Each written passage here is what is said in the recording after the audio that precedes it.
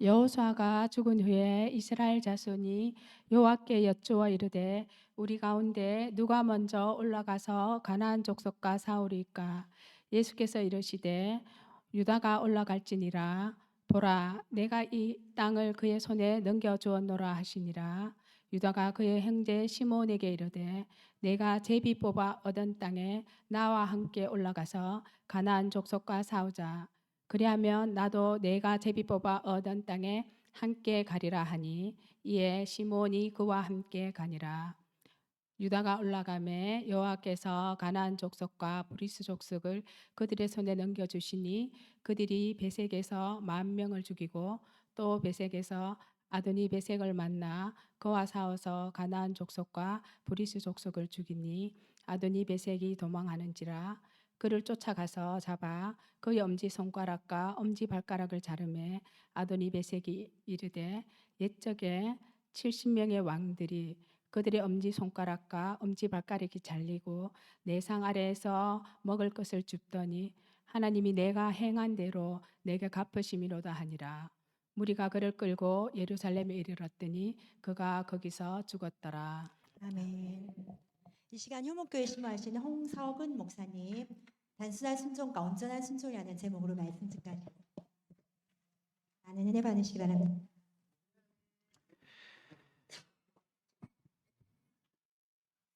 할렐루야. 감사합니다. 우리 부족한 종을 우리 안심교회 오여전도회 헌신 예배 말씀 전할 수 있도록 인도하신 하나님께 감사를 드리고 우리 목사님과 당회 그리고 모든 성도님들께 감사를 드립니다.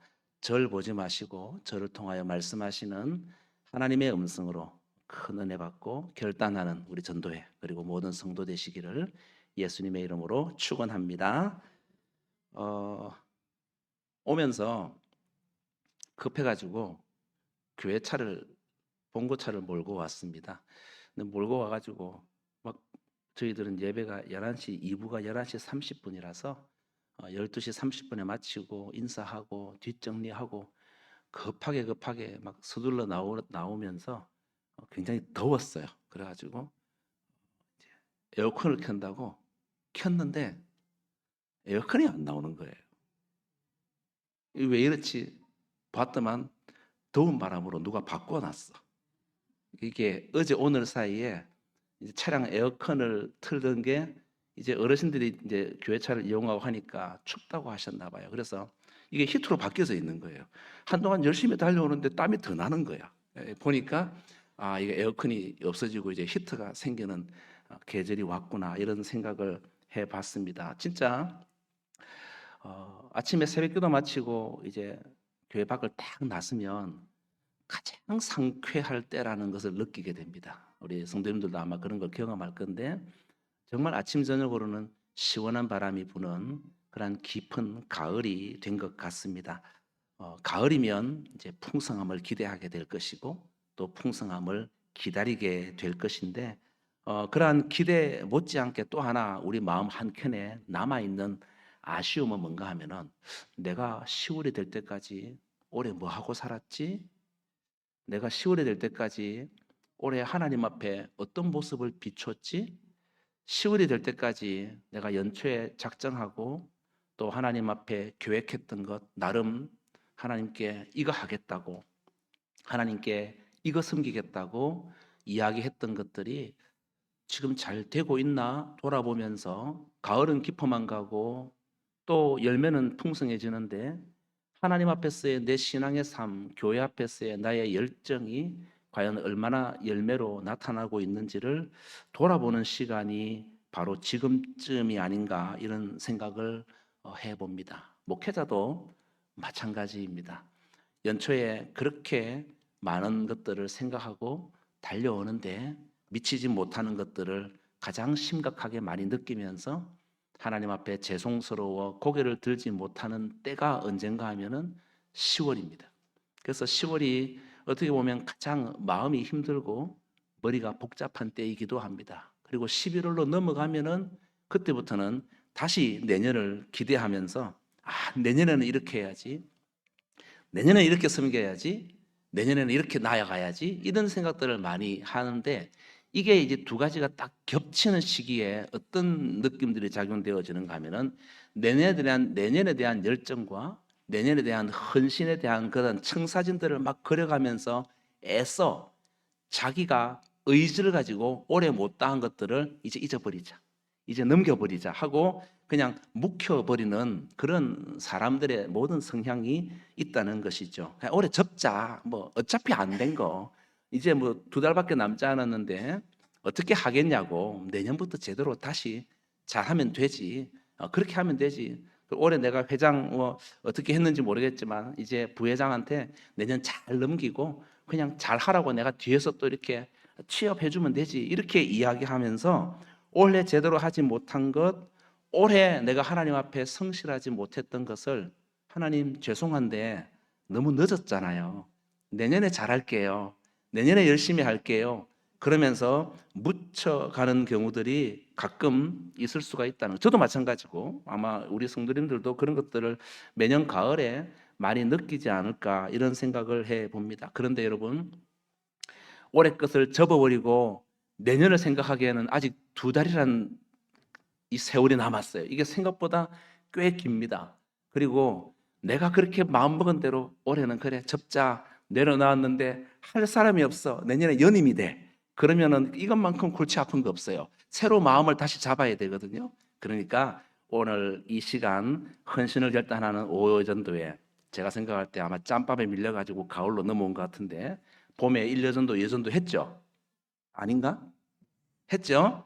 그 짬밥에 밀려가지고 오해선도 이 가을에 하는데 이 가을에 다 끝나가는 마당에 무슨 헌신? 아닙니다, 여러분. 이 마지막에 진짜 중요한 겁니다. 이날 헌신을 해야 연말까지 쭉 가고 내년에 다시 치고 올라갈 수 있기 때문에 오늘 헌신을 다짐하는 우리 오여전도회 회원 여러분들과 이 예배 참석한 모든 주의 성도님들 삶 가운데 하나님 앞에서의 자기의 현 주소를 다시 한번 더 확인하고 내가 어떻게 살았는지, 그런데 더 중요한 것은 오늘 내가 어떻게 살 것인지, 남은 2개월을 또 어떻게 살 것인지, 내년을 또 어떻게 그릴 것인지를 생각하며 하나님 앞에 온전한 순종으로 나아가기를 결단하는 복된 시간이 되기를 예수님의 이름으로 축원합니다. 오늘날을 가리켜서 포스트 모던 시대라고 이야기합니다. 그런 까닭에 이 시대에 있어서 우리가 핵심을 말하라 한다면 세상 사람들이 주창하는 바 내가 곧 진리다라는 것입니다. 내가 세상의 중심이다라는 것입니다. 그래서 내가 말하면 돼야 돼요. 교회도 가끔 이런 사람이 있습니다. 내가 말한 대로 안 되면 그냥 뭐 난리가 납니다. 뒤집어집니다. 마치 자기가 말한 게 진리인 것처럼 그렇게 여기고 다가오는 사람들이 많죠. 왜 그런가 하면 결국 진짜 진실, 정말은 나로부터 시작된다라고 이야기하고 그것을 이루어내려고 하기 때문에 그렇다는 것입니다. 그래서 내가 원하는 대로 안 되면 그냥 난리를 치는 것이죠. 그냥 포기할 수 없는 것이죠. 이렇듯 오늘의 시대는 각자의 다양성과 또 독특성을 인정하기 때문에 나도 맞다. 절대로 나보고 틀리다고 하지 마라. 그래서 절대적 가치를 인정하고 따를 것을 말하는 자를 가리켜서 너는 바보다, 우물한 개구리다라고 이야기하는 것입니다. 지금 이 세상에서 떠들썩하고 있는 그런 그런 좋지 못한 그런 악법들이 지금 제정되려고 하고 있는데 이 모든 것들도 결국 모두가 다 틀림이 아니고 맞다라는 인식하에서 왜곡되어 시작된 결과라고 저는 그렇게 생각을 합니다. 그런 차원에서 볼 때에 절대 진리, 우리 주 예수 그리스도만을 구원의 유일하신 분으로 알고 주장하며 그것을 전도로, 그것을 복음 전파로, 그것을 강력하게 외치는 우리 그리스도인들만큼 세상 사람들 앞에 외골수적이고 무례한 것들은 없습니다. 그래서 요즘 무례한 기독교라는 말을 쓰기도 하는 것이죠.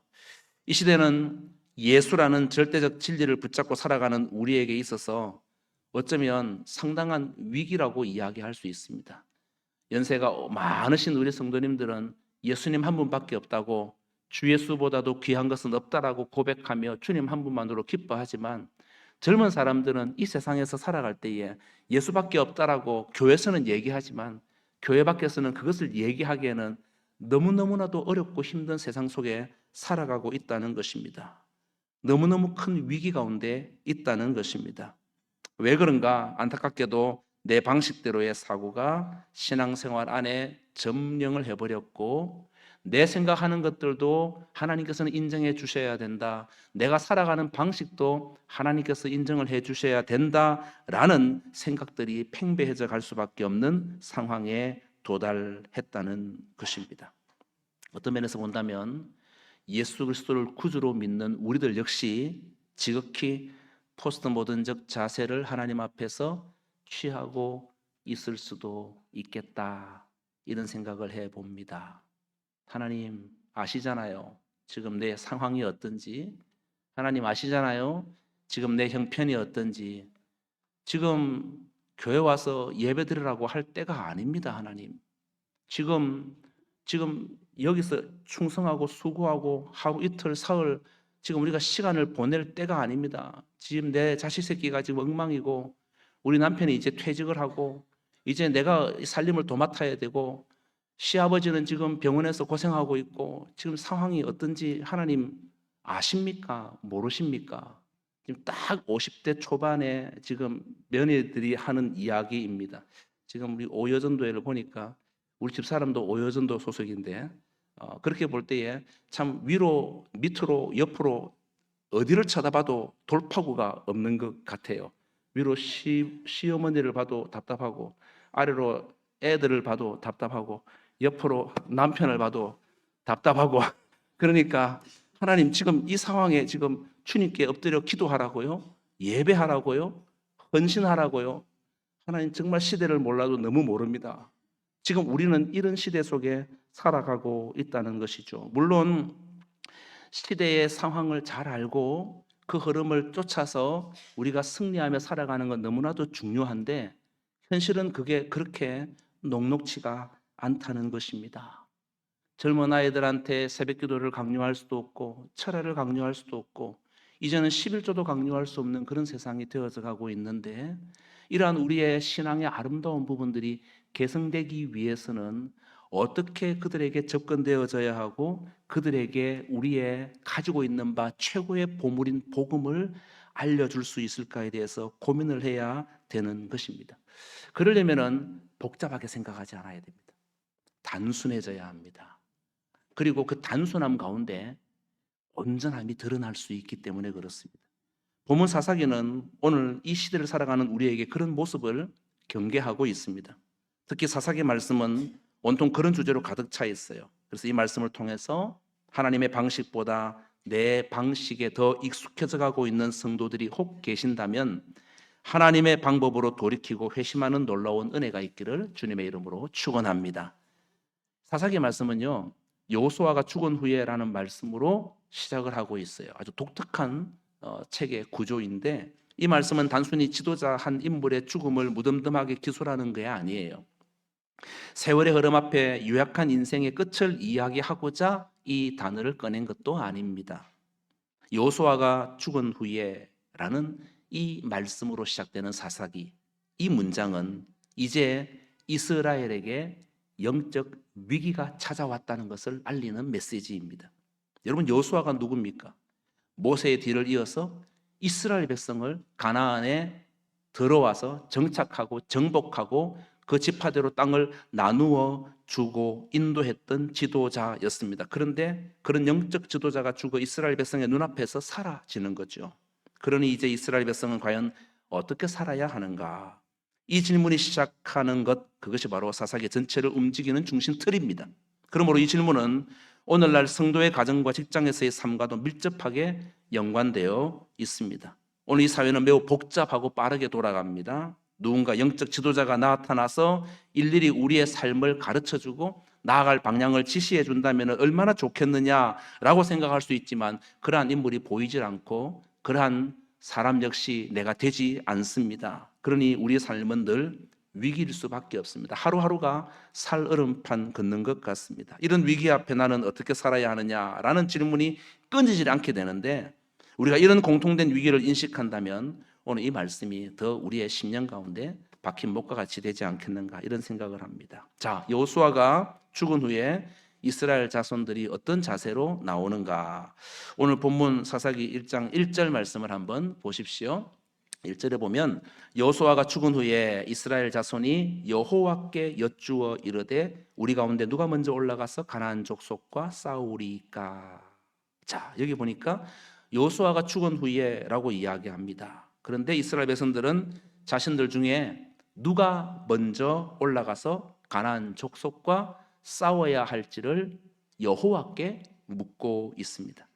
여호와께 묻는다는 것, 여러분 하나님과 친밀함을 유지하는 것으로 해석을 할 수가 있는데요, 이스라엘의 현 상황을 볼 때에 이건 아주 놀라운 일이라고 이야기할 수 있어요. 의외의 모습이라는 거예요. 성경을 조금이라도 접하신 분이라면 잘 아실 겁니다. 사사기 말씀이 어떤 말씀인지. 이스라엘 민족에게 있어서 사사기는요, 신학의 암흑기였습니다. 정말로 돌이킬 수 없는, 그 시대로 돌아가라면 열이면 열 모두가 다 손사래를 칠 만큼 영적으로 어둡고 완전히 깨어져 있는 그러한 시기였습니다. 이스라엘은 사사시대에 신앙의 암흑기를 보내었어요. 각자 자기 소견에 옳은 대로 행하는 왕의 부재 현상 가운데 처해 있었던 이스라엘 백성들이었다는 거예요. 그렇기 때문에 이스라엘이 자주 방자하고 교만한 모습으로 일관되게 왕이신 하나님을 떠나고 무시하는 장면을 우리는 충분히 예상할 수 있습니다. 게다가 지도자 여호수아까지 죽었으니까 더더욱 그들은 하나님을 떠나는 인생, 하나님께 묻지 않는 인생을 살 것이라고 누구나 다 예상을 하게 됩니다. 그러니 지도자가 죽은 후에라고 시작하는 이 문장은 결국 리더십이 쓰러졌으니까 소망이 없는 세상이 시작되었다라는 메시지라고 볼 수 있는데, 그렇다면 당연히 뒤따라오는 말씀은 그들이 불순종했다, 그들이 교만했다, 그들이 패역했다, 그들이 우상을 따라 섬겼다, 이렇게 이어져야 하는 것 같은데, 의외로 사사기 1장은 그 처음이 여호와께 나아와 여쭙는 것으로 시작을 하고 있더라는 것입니다. 여러분, 이건 우리 신앙에 아주 긍정적으로 적용을 해야 할 부분입니다. 주의 일을 함에 있어서 내 생각을 앞세우지 아니하고 모든 일에 먼저 아버지 하나님 앞에 질문하는 사람, 그는 분명 하나님의 인도하심을 받는 축복된 인생임을 기억하시기를 바랍니다. 물론 아쉬운 게 하나 있어요. 그건 뭐냐면, 질문을 했으면 질문에 대한 답이 하나님께로부터 올 거 아니에요. 그러면 그 답에 대해서 우리는 뭐 하면 됩니까? 순종하면 돼요. 토달지 말고 순종하면 돼요. 그런데 그것까지는 도달하지 못하는 불완전함이 이스라엘에게 있었다는 겁니다. 그들의 질문에 대한 대답으로 하나님은 유다가 올라가서 쳐라, 유다가 올라가서 가나안 족속과 싸우라고 말씀을 합니다. 본문 1장 2절 말씀을 보시면 여호와께서 이르시되 유다가 올라갈지니라, 보라 내가 이 땅을 그의 손에 넘겨주었노라 하시니라 하면서 유다를 꼭 집어서 이야기하고 있습니다. 유다 올라가라, 싸워라, 그래서 이겨라, 이 땅을 내가 너에게 주었다라고 이야기합니다. 그러면 그들은 어떻게 하면 되는가? 유다가 올라가면 됩니다. 싸움으로 나가면 됩니다. 당연히 하나님 말씀대로 순종하여 유다가 올라가서 싸우면 이길까요? 질까요? 당연히 이기죠. 하나님께 여쭈었고 하나님이 유다가 가라고 했으니까 유다가 가서 싸우면 당연히 이길 것입니다. 그 땅을 넘겨주실 것입니다. 그런데 어떻게 일이 진행되는가? 연이어서 3절 말씀을 보시면 유다가 혼자 올라간 게 아니라 그 형제 누구에게? 시므온에게 이르되 내가 제비 뽑아 얻은 땅에 나와 함께 올라가서 가나안 족속과 싸우자. 나와 함께 올라가서 가나안 족속과 싸우자. 하나님께 여쭌 질문에 대한 답을 받고도 유다는 혼자 올라가지를 않습니다. 그 형제 시므온에게 함께 올라가자고 권유하고 있습니다. 그리고 시므온은 그 유다의 권유에 응해요. 나중에 주거니 받거니 하려고 응한다니까. 우리는 여기서 이스라엘에게 무엇인가 삐걱거리는 것을 하나 발견해야 합니다. 여러분, 상황과 형편에 따라 물론 달라질 수 있습니다. 모든 것을 달리 취할 수도 있습니다. 그런데 하나님은 분명히 누가 올라가면 됩니까? 라는 질문 앞에 유다가 올라가라, 유다가 싸우라고 말씀을 했는데 시므온은 아무 언급을 하지 않으셨습니다. 그런데 유다는 올라갈 때 시므온과 함께 올라갑니다. 공동체에서 볼 때는 서로가 이해가 됩니다. 상황이 그러니 바꿀 수도 있습니다. 연합할 수도 있습니다. 가나안을 정복해야 한다는 명분은 분명하니까 우리 생각에 유다만 올라가는 것보다는 유다가 시므온에게 손을 내밀어서 시므온 지파가 함께 연합을 해서 올라간다면 더 빨리 승리할 수 있지 않겠느냐. 충분히 그런 생각이 듭니다. 혼자 싸우는 것보다 둘이 싸우는 것이 낫고 둘이 싸우는 것보다 세 명이 싸우면 훨씬 더 빨리 승리를 쟁취하겠죠. 이런 생각들이 전도회에서는 머릿속에서 빨리빨리 돌아가요. 굉장히 빨리 돌아갑니다. 그런데 지금은 말 못할 거예요. 위에 언니들이 계셔가지고 말 못할 건데 조금만 있어봐라. 저 어른들 은퇴하고 나면 이제 우리가 우리 생각한 대로 촥촥촥.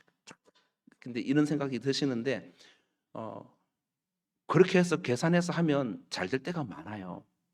잘 될 때가 많은데 진짜 중요한 것은 하나님이 그렇게 말씀하셨는지 먼저 물어보는 게 진짜 중요합니다. 진짜 중요합니다. 사람의 관점에서 봐도 마찬가지예요. 여러 지파가 협력하는 것 좋은 일입니다. 그릇된 일이 아닙니다. 오히려 시너지 효과를 볼 수 있습니다. 그럴 바에 차라리 묻지 말고 연합해서 자기들끼리 올라가지 하나님 앞에 묻기는 왜 물었느냐는 거죠. 하나님 앞에 물어놓고 물음에 대한 답을 받아놓고 그 답을 어기고 불순종한 꼴이 되어버렸습니다.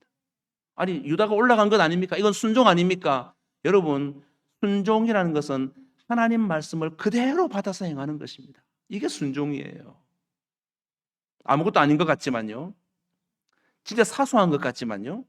우리에게도 이런 모습은 자주 나타납니다. 우리 말씀 많이 듣습니다. 얼마나 많이 듣습니까? 기도도 많이 합니다.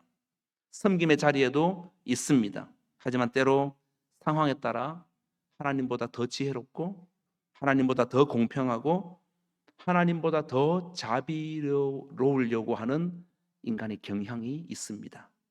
그래서 주님의 말씀인 성경보다 신앙생활 해보니 전도회에서 이렇게 충성해 보니 교회 각 기관과 부서에서 위원회에서 이렇게 섬겨보니 이게 더 좋더라. 이게 더 맞는 것 같다. 그래서 그걸 더 우선할 때가 있습니다. 여러분 기억하십시오. 주님은 상황에 따라 더 나은 명분보다 말씀 앞에서의 온전한 순종을 기대하십니다. 순종보다 더 큰 것도 순종보다 명분이 있는 일도 없습니다. 주님 앞에 제사를 드리려고 좋은 것을 남겨봤자 그것은 불순종이지 하나님 앞에 좋은 모습이 결단코 되지 못한다는 것을 우리는 사울의 연약한 모습을 통하여 알 수가 있습니다. 세상에서의 작은 타협과 안이한 부주의와 게으름이 영적인 영역에서는 굉장히 큰 문제를 불러일으킨다는 것을 알아야 합니다.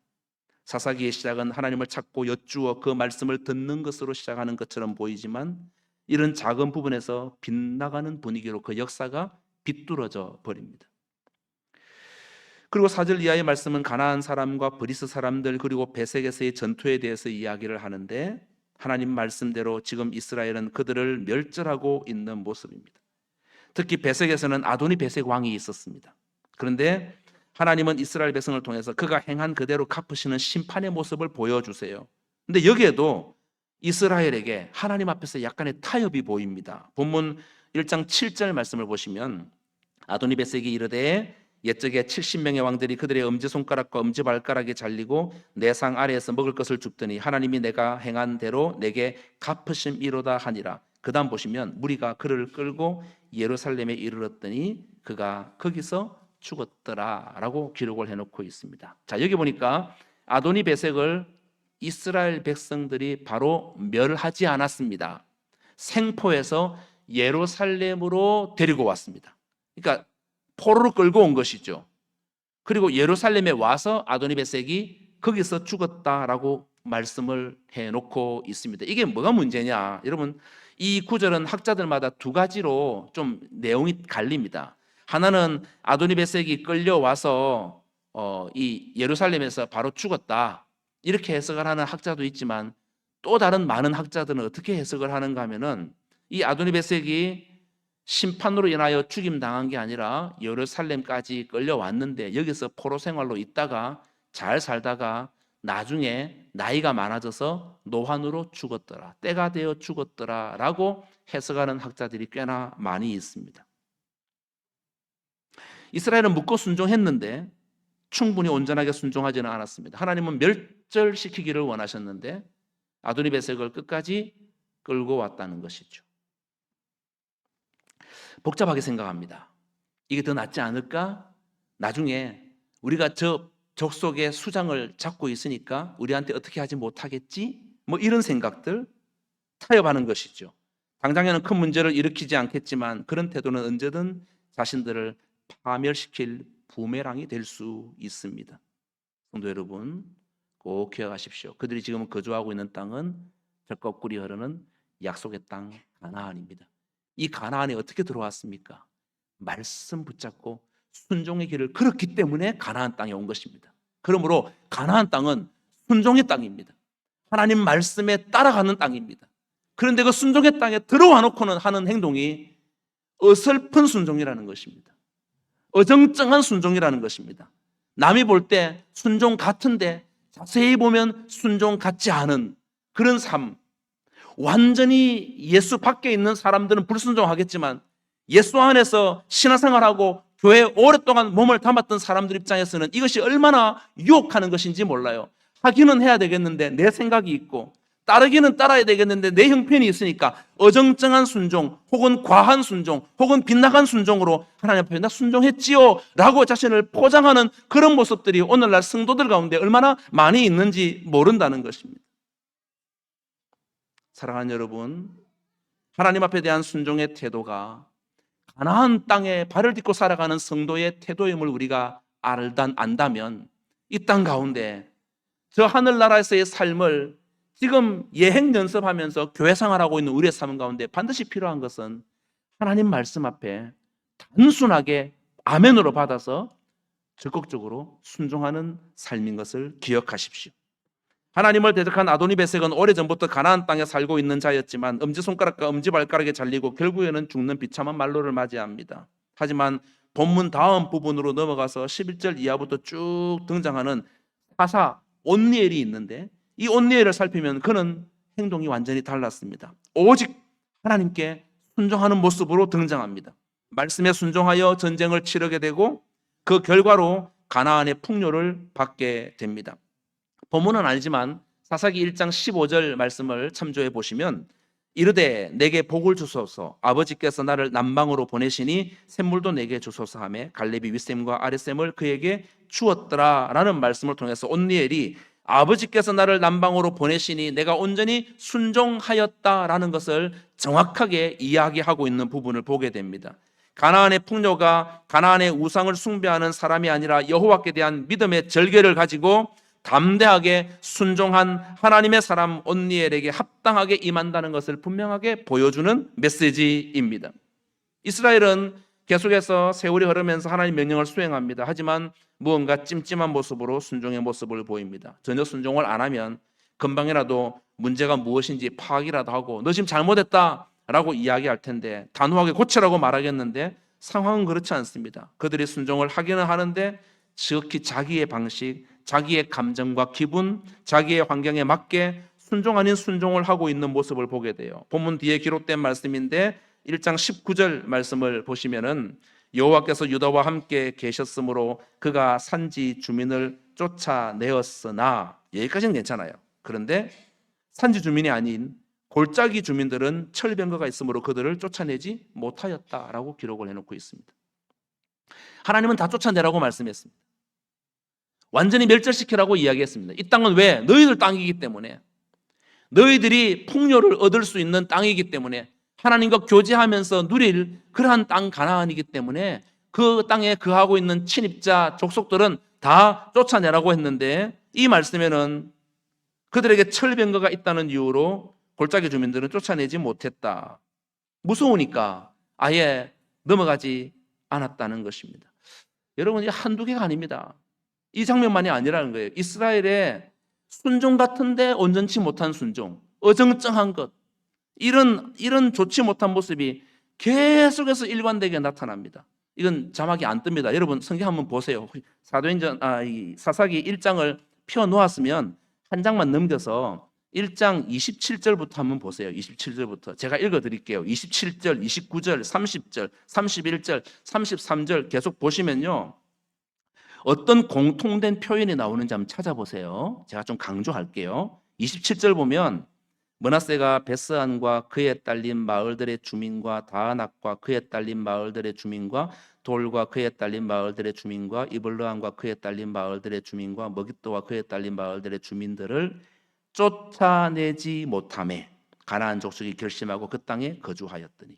29절 보세요. 에브라임이 게셀에 거주하는 가나안 족속을 쫓아내지 못하매 가나안 족속이 게셀에서 그들 중에 거주하였더라. 30절 보세요. 스불론은 기드론 주민과 나할루 주민을 쫓아내지 못하였으므로 가나안 족속이 그들 중에 거주하면서 노역을 하였더라. 31절 보세요. 아셀이 악고 주민과 시돈 주민과 알랍과 악십과 헬바와 아빗과 르홉 주민을 쫓아내지 못하고. 33절 보세요. 납달리는 베세메스 주민과 벳아낫 주민을 쫓아내지 못하고. 자, 어떤 공통점이 있습니까? 쫓아내지 못하고. 하나님은 뭐라고 말씀하셨습니까? 쫓아내라고 했습니다. 쫓아내라고 했습니다. 거룩한 땅, 약속의 땅, 젖과 꿀이 흐르는 땅 가나안이니까, 내가 택한 백성, 내 사랑하는 자, 선민 이스라엘이 거주할 땅이니까, 우상 숭배로 더러워져 있고 악한 일로 일삼고 있던 이방 족속들은 다 쫓아내라고, 진멸하라고, 멸절하라고 분명히 말씀하셨습니다. 분명히 말씀하셨습니다. 그래서 여호수아를 필두로 그렇게 잘 지낸 데다가 여호수아가 죽고 난 이후에 이스라엘 백성들이 갈팡질팡하니까 여호와께 묻죠. 우리가 어떻게 합니까? 누가 올라가면 됩니까? 그런데 거기서부터 삐그덕거린 거예요. 순종을 하기는 하는데 다 쫓아내지는 못합니다. 뭔가 하는 것 같은데 뭔가 찜찜합니다. 아마도 괜찮을 거라고 생각했을 수도 있습니다. 어차피 가나안은 하나님이 우리에게 주신 땅이니까 지금 아니라도 나중에라도 쫓아낼 수 있겠지, 하나님이 알아서 해주시겠지. 그러나 이런 태도는 결국 사사시대의 영적 암흑기를 불러왔다는 거예요.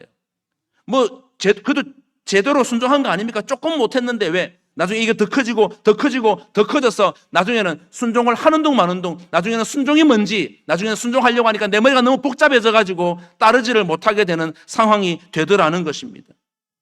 결국 사사시대의 영적 암흑기가 도래하는 것입니다. 가만히 보면 내 생각과 내 철학, 내 모든 소견이 하나님 말씀보다 더 중요하게 여겨지는 때가 되어버렸기 때문에, 즉 그들 이스라엘 공동체 안에 여호와 하나님의 임재가 사라져 버렸습니다. 왜 하나님의 말씀에 이상이 들리지 않았겠습니까? 왜 그날 이후로 선지자들이 그렇게 외쳤는데도 이스라엘 백성들이 듣지 않았겠습니까? 사사기 21장 25절에 보면 그때에 이스라엘에 왕이 없으므로 사람이 각기 자기의 소견에 옳은 대로 행하였더라, 이렇게 말씀하며 사사기를 마치고 있습니다. 비록 여호수아는 죽었지만 전지하신 여호와 하나님 앞에 엽죽는 것으로 시작하던 사사기가 이스라엘의 왕이 없어 자기 소견에 옳은 대로 행하는 것으로 그를 마치고 있습니다. 여러분, 너무 안타깝고 너무 아쉽습니다. 참 답답합니다. 시작은 여호와께 여쭈었는데 마지막은 자기 소견에 옳은 대로 행하고 있습니다. 정말 그들에게 왕이 없습니까? 정말 왕이 없었습니까? 물론 왕정 시대가 시작되지 않았으니까 사회적으로 볼 때, 국가적으로 볼 때 왕이 없다라고 이야기할 수는 있겠지만은 아니지 않습니까? 이스라엘에게는 영원한 왕이 계십니다. 만왕의 왕이 계십니다. 말씀으로 천지를 창조하시고, 말씀으로 죽은 자를 살리시고, 말씀으로 당신의 이스라엘을 택한 백성 삼아주신 왕이 계십니다. 그분이 이스라엘의 왕이시고 오늘 저와 여러분의 왕이십니다. 그런데 이들의 결론은 뭡니까? 왕이 없어서 자기 소견에 옳은 대로 행하였더라고 이야기하고 있습니다. 사랑하는 여러분, 왕이 우리에게 말씀하십니다. 그 말씀 앞에 내 생각 좀 내려놓고 단순하게 받아들여서 온전한 순종으로 나아가는 은혜가 있기를 원합니다. 첫 출발이 조금 삐그덕거렸을 때 뭐 이 정도까지는 괜찮지 않겠느냐? 여러분 확신하지 마십시오. 여기까지는 괜찮지 않겠느냐? 여러분 확신하지 마십시오. 제가 아주 어릴 때 형이랑 누나랑 따라서 동네 놀이터에 놀러 간 적이 있습니다. 지금도 기억은 사실 가물가물합니다. 제가 한 4살, 5살 때였던 것 같아요. 근데 이제 형이랑 누나랑 나이가 많으니까 놀이터에서 신나게 놀 수 있는 나이인데 저는 뭐 겨우 따라 다닐 정도인데 형이랑 누나가 나가니까 따라서 나간 것이죠. 그 당시 놀이터는 다 모래밭이었고 그리고 그네는 그 앉는 자리가 다 쇠로 되어 있었습니다.